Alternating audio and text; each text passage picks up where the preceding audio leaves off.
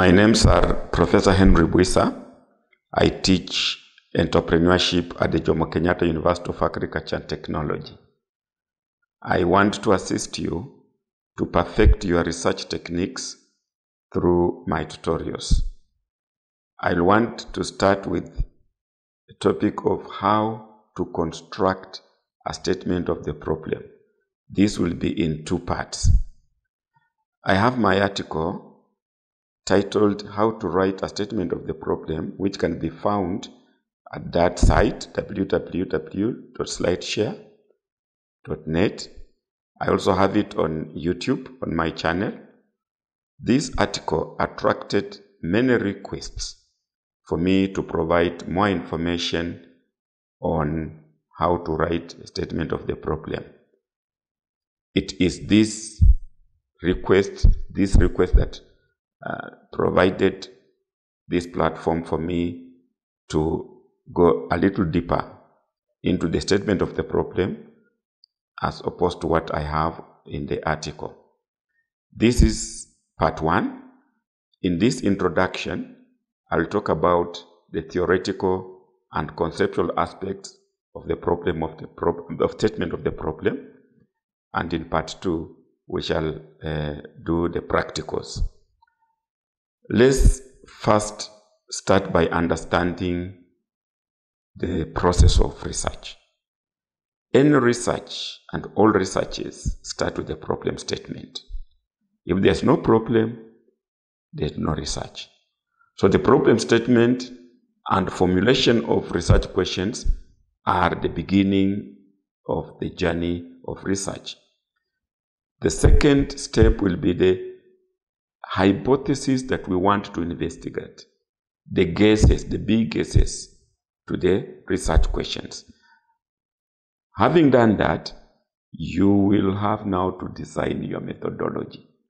And once you have your methodology, you will now go in the field to collect data. This data will have to be analyzed and validated. And finally, you'll write your conclusion, creation of new knowledge, value addition to the existing knowledge. Research is actually cyclical. It is never finished with one episode. You can see the word research. We can separate the two. There is re and search. This means that we can go on researching, generating new knowledges, giving new value additions. That a researcher published his research process at SAGE, which shows those stages that he asks us or tells us that first we identify the problem, then we state it, then we may indeed subdivide it into sub-problems. Then we formulate hypotheses or questions. We go and collect data. Then we analyze. We make a conclusion, write, and continue. So this is one approach to the research process. Let's have another view. Still, we are saying there must be a problem before you go into research. So your research must start with a problem statement, and it should neither be a mere catchword nor mere transportation of facts. Your research must be systematic and follow a methodological design. Your research should aim at revising existing knowledge or creating new knowledge. Your research must involve collection of data or information, its analysis and interpretation, and finally, presentation of research results. Your problem statement, or sometimes called statement of the problem, is a brief description of the issue or the problem that need to be addressed by you, the researcher.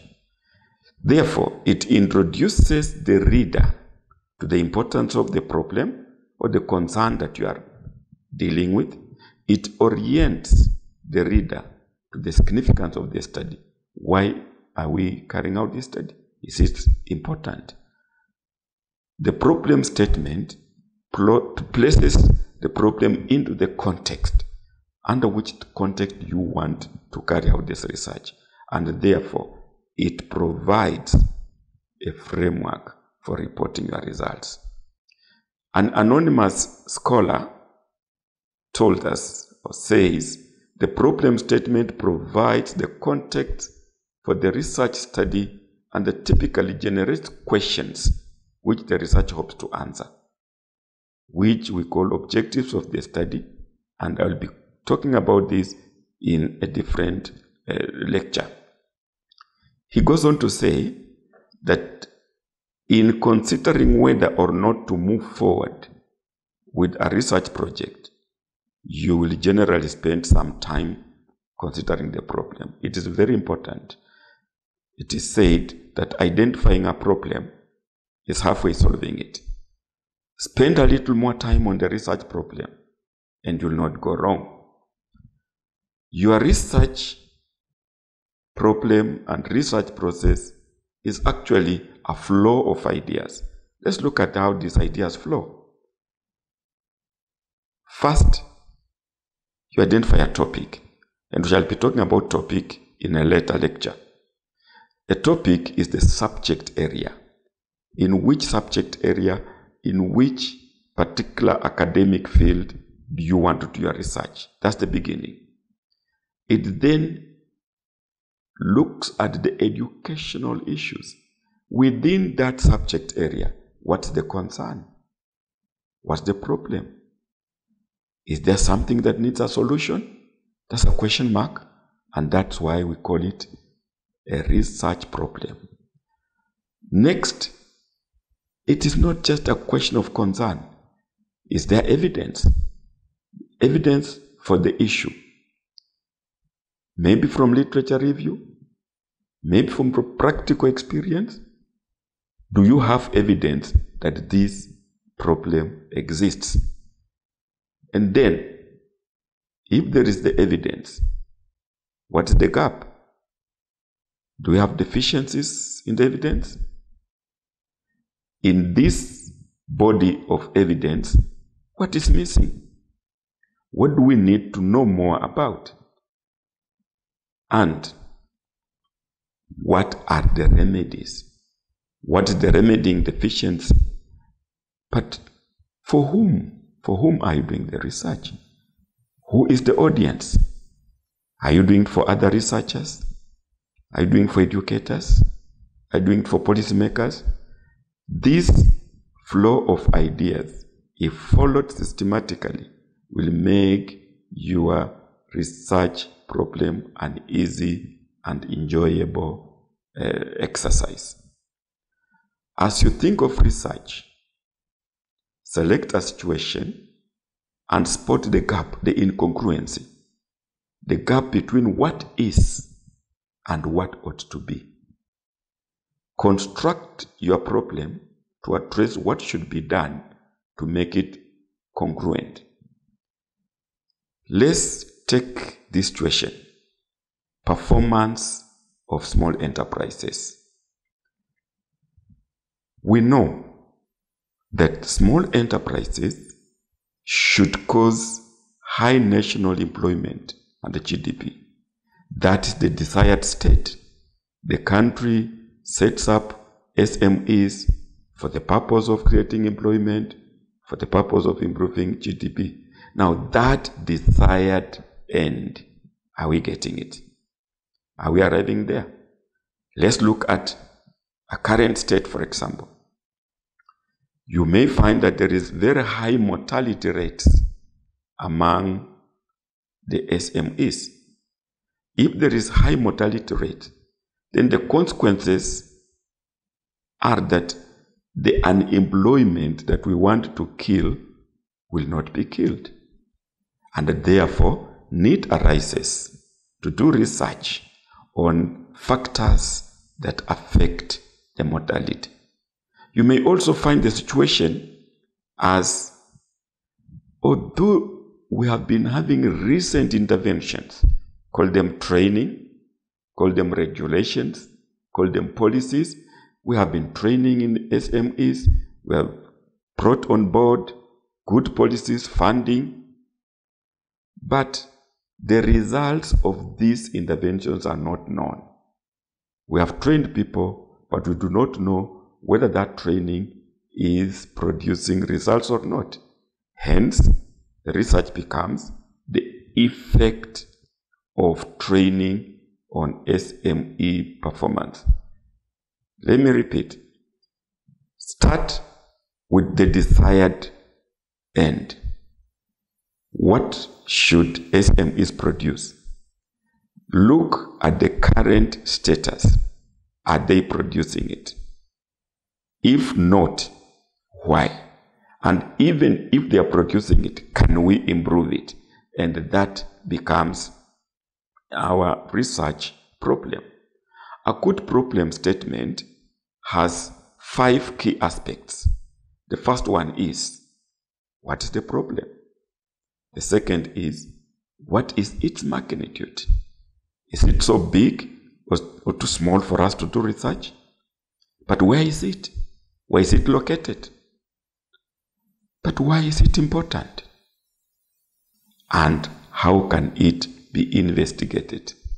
Now, let's look at a sample problem statement. We can read it. Labor turnover at public universities average 100 employees per year. This leads to high separation and replacement costs which eat into the university's finances. The ultimate result is that on average, 20% of the syllabi are not covered, leading to low quality of graduates.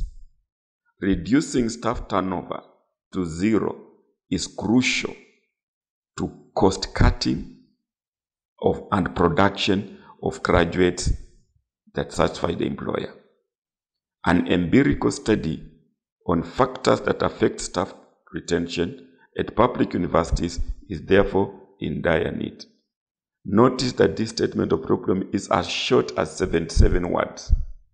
You don't need to write pages and pages of the statement of the problem. Now let's see if it answers our 5 aspects. What is the problem? What is its magnitude? Where is it? Why is it important? How can it be investigated? Look at that. What is the problem? Labor turnover is the problem. You can see right from the word go, we are stating what the problem is. The problem is labor turnover. Then, where is the problem?